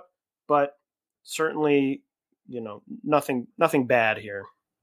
And then Tokyo Joshi Pro has been running some no-fan shows, little tournaments and whatnot. They had a show on March 1 and March 8, and I have not gotten to those yet, but I think you have watched them, right? I have. I highly recommend them. If there's any company, as we mentioned earlier, coronavirus has put on hold some of these cards that these promotions would usually be running. If there's any company that is most suited to improvise on the fly, it is DDT/Tokyo Joshi. So they've had two shows, one on March 1st and one on the 8th. The show on the 1st is a single elimination tournament where the winner gets a gift certificate to Genghis Khan restaurants. It's a super fun show. There's a lot of really lighthearted stuff. If you want to watch a show and you want to see a lot of matches for your time, that is the show to see, because I believe there's something like 24 matches in about 2 hours. So a lot of matches. It's super fun. Everyone clearly is having a good time. And then the 3-8 show, very similar. They did another tournament, but it's a team tournament based on the colors that all the wrestlers wear. So there's Team Red, Team Yellow, and Team Blue based on their wrestling gear. They are wrestling to try points, and the winning team gets to go to an amusement park for the day. So high stakes. It's a lot of fun. If you've ever watched Tokyo Joshi, you know that they can get silly and do some wacky things. So certainly two really fun shows to watch. I highly recommend them. All right, the next thing we want to do is talk about some recommended matches. The idea of this is normally going to be recommended matches since the last time we recorded. Of course, this is the first ever episode. So we're kind of going to talk about stuff that's happened in 2020 period. So it's a longer time frame, but in the future, it'll probably just be a couple matches that we didn't get a chance to talk about otherwise. But Taylor, do you want to get us started with some of your recommended matches from the beginning of the year?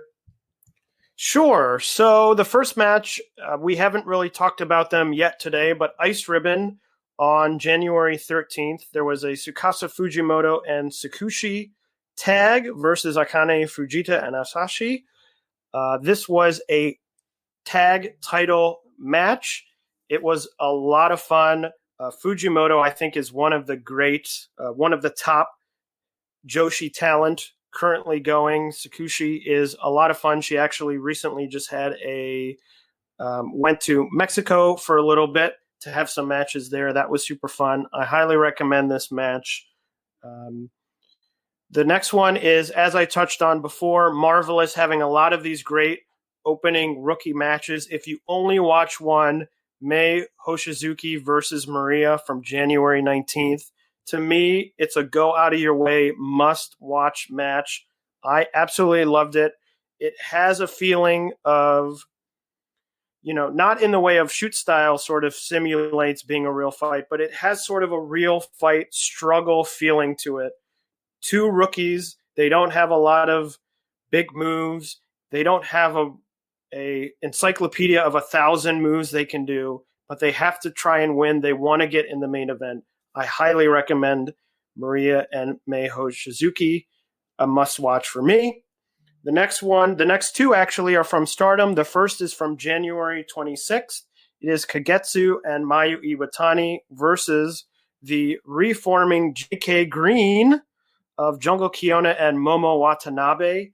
This was Kagetsu's final match, except for she had a gauntlet retirement match, which is very standard in Joshi wrestling, but this was her final sort of basic tag match. It's really good. As I already talked about, Jungle Kiona is one of my favorites, one of the best. Momo Watanabe. All four of these wrestlers go all out the whole time. They do crazy stuff that you won't believe. Another must-watch for me. The other one from Stardom, it's gotten a lot of talk from a lot of different areas. of the Joshi world. Mayu Iwatani versus Takumi Aroha. Aroha, as I mentioned, is the ace of Marvelous. So this is a bit of a crossover match. You don't see it too often.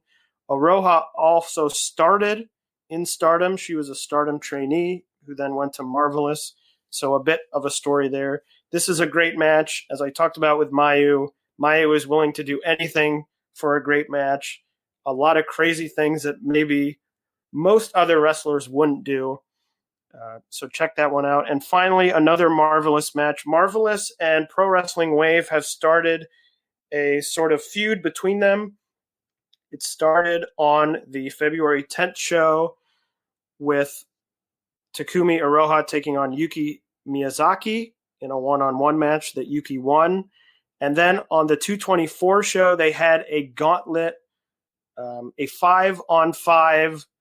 I don't know if gauntlet is the right word, but a elimination singles match where each one-on-one, they would go one-on-one, and the winner would advance to face the next person. That is a great match. I thought it was a lot of fun, has hard-hitting stuff, has some funny stuff, and really builds to a great climax. So check out that gauntlet match from Marvelous on February 24th. All right, my turn to talk about some recommended matches.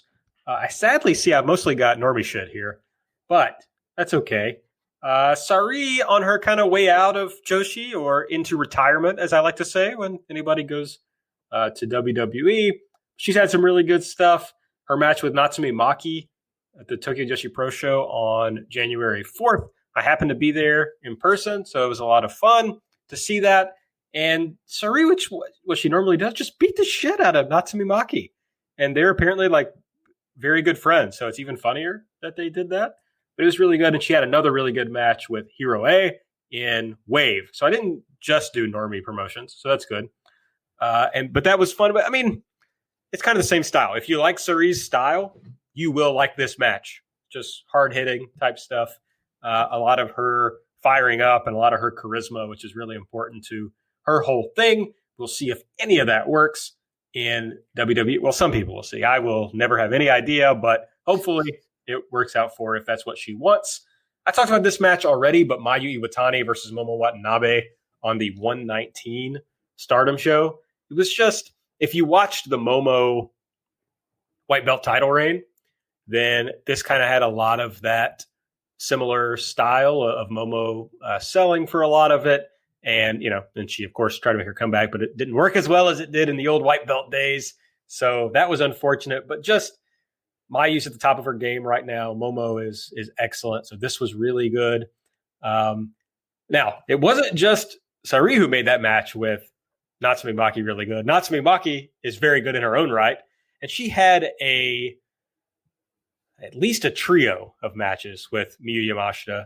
I think it was 3 matches. There might have been more.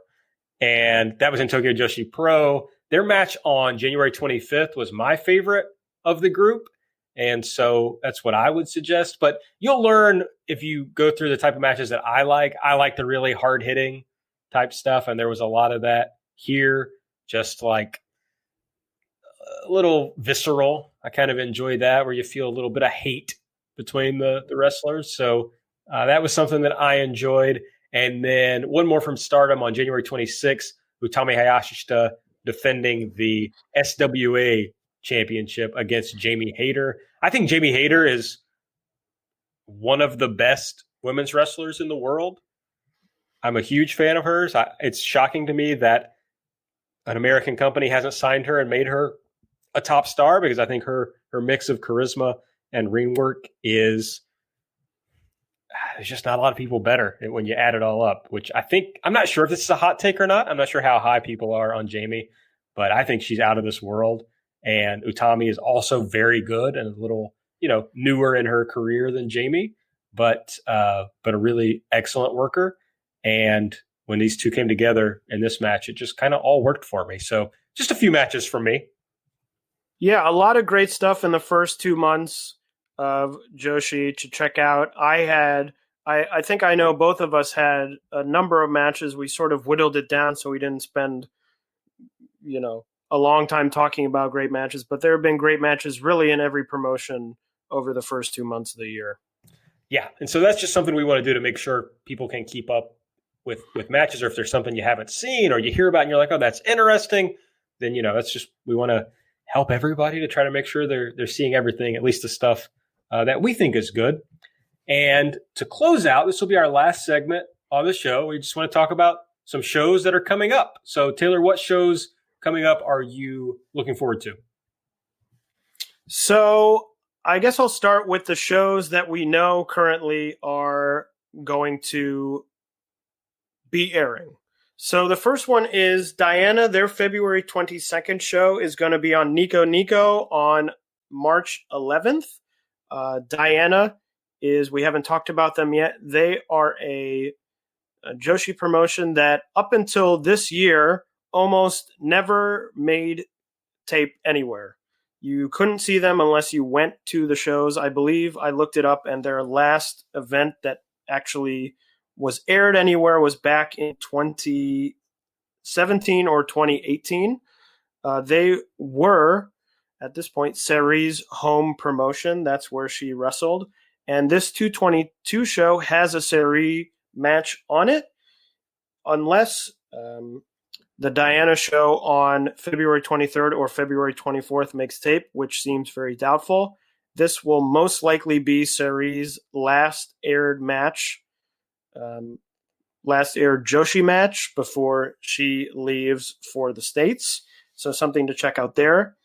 Just Tap Out, which is the promotion run by Taka Michinoku, has a girls sort of sub-promotion. They are running an event, Just Tap Out Girls 2, which was from February 18th, which is airing on March 10th on Nico Nico, which has Maika, who we talked about earlier, versus Kagetsu as part of Kagetsu's unofficial retirement tour. And then finally, Ice Ribbon, their February 24th show, which had a lot going on, airs on March 12th on Nico. And their March 14th show, which I'll talk about in a second as it's upcoming this week, airs on March 22nd on Samurai. I'm sure that we will probably cover that show, which is a big Korakuen Hall show happening this week, on the next episode of this podcast. Absolutely. I think something we're going to try to focus on is the Korakuen Hall show. So if you're new to Joshi, if you're new to Japanese wrestling, that's most promotions, that's where they have their biggest shows. So we'll try to make sure we cover those when possible. Yes, and now I'll just cover, these are some shows actually that are happening in the next 2 weeks. Some of them we don't know when or if they'll air, but Seedling has a Korakuen Hall show coming up on March 10th, which is headlined by Arisa Nakajima versus Rina Yamashita for the Beyond the Sea title. It's been a bit of a strange build for that title match, with Rina Yamashita dumping water on Arisa and also putting a poop emoji on her back during a press conference that they had on Nico Nico earlier this week. One other match to look out for there, Tsukasa Fujimoto is facing off against the Seedling rookie Honori Hana. I would imagine, if I was guessing a prediction, that Fujimoto wins that match and challenges Arisa for the title at the end of the show. Arisa Nakajima and Tsukasa Fujimoto are part of a tag team called Best Friends. They are the original Best Friends before the American Best Friends formed. So I can imagine that would be a very strong match for Seedling, so maybe look out for that. Wave has a show on March 11th. As I talked about before, Wave and Marvelous are feuding. So on that show, they have 5 Wave wrestlers and 5 Marvelous wrestlers who are going to appear in singles matches. That will be determined on the day of the show. It will probably be the usual drawing of a stick or drawing of names, and then we'll see which singles matches happen there. Gake no Fuchi Pro, which is Miyako Matsumoto's, I guess, one-person promotion. You may have heard about them when Miyako wrestled Chris Brooks at the beginning of the year on January 4th in a death match. She is returning and facing Chikara. There's a lot going on here. I won't go into all of this. Chikara's looking to get married, and Minoru Sawa has been put in charge of this promotion, even though he doesn't want to be. But that match between Matsumoto and Brooks took the wrestling world by storm at the beginning of January. So this match will most likely be airing on DDT Universe, and I will highly recommend that you check that out. The Ice Ribbon March 14th show, as I mentioned before, which is airing on Samurai on 322, headlined by a Maya Yuki title match, the Ice Ribbon title. She is defending against Haragi Kurumi. And also Aja Kong on the show. Aja Kong, a Joshi legend, taking on Ibuki Hoshi. And one other big match that's happening, Suzu Suzuki. So at the February 24th show, Suzu Suzuki is a young wrestler who debuted recently in the recent past. But before she could debut the first time, she was in a bicycle accident, and her debut was delayed. When she actually did debut, part of her gimmick was she would say "Chirin Chirin," which is the onomatopoeia way of making a bike bell sound. And she would do an attack based on that. She retired that gimmick at the February 24th show and disappeared, and has been leaving mysterious notes at the Ice Ribbon Dojo, one which said leg, one which said roll. And she is returning on this March 14th show to take on Tsukasa Fujimoto. Don't know what kind of gimmick she'll have, don't know what she'll be doing, but that is definitely something to look out for. And then just two other matches that have been announced. Gato Move has a show on March 20th that features an Asia Dream Tag Championship match. Yuna Mizumori and Saki, who are the champions, are going to take on Emi Sakura and Kaori Yonayama. And finally, Wave has a Regina de Wave title match. That's their big title, which is Nagisa Nozaki, who is the Regina de Wave champion, against Miyuki Takase, who is the Actress Girls champion. So it is a champion versus champion match, an opportunity for Miyuki Takase to walk away as Miyuki Two Belts. We'll see if that happens. So that is what is coming up in the next 2 weeks in Joshi Wrestling. We have given a lot of information on Joshi. Wow. If you're new to Joshi, you're probably overwhelmed at this moment. If you're not, you might still be overwhelmed, honestly. A lot of information here. But I hope there's a lot happening. Yeah. There is. And once we get on a good regular, every other week schedule, I'm hoping we can kind of make it a little more bite-sized, so you can kind of come out of our podcast feeling informed and not overwhelmed. I hope you don't feel overwhelmed now. But that's kind of the idea. Those are the things we want to do. Absolutely reach out to us on Twitter and let us know if there's other things you want us to cover or other things you're interested in that we might be able to talk about on the show. But is there anything else you want to talk about before we go, Taylor? Well, as you said, I think we really covered it all. So nothing more from me. Okay, well, make sure that you follow us on Twitter at JBombAudio. If you like this episode, there's going to be lots of news there, and we'll keep you up to date on when we're coming out. If you can't, over 2 weeks can be hard to remember. So we'll give you an idea of when the show's coming. But whenever this was posted, you should expect another episode in 2 weeks. You can also follow Taylor and I on Twitter. I'm at Aaron Like the Car, and Taylor is at TA Maimbo, Maimbo. Is that how you say it, Taylor? Yeah, you're right on. Okay. Subscribe to the show. Make sure you're getting these when they come out. We would really appreciate ratings and reviews on the iTunes or the Apple Podcast app. And if you're feeling really good about all the info we just gave you, feel free to jump over to redcircle.com/shows/jumping-bomb-audio and give us a small donation. We'll put the link to that in the show notes. So, I think that's everything. I hope everybody enjoyed it. I appreciate you listening. And I hope you will come back and join us again in 2 more weeks. See you then. All right. Thanks, everyone. Bye.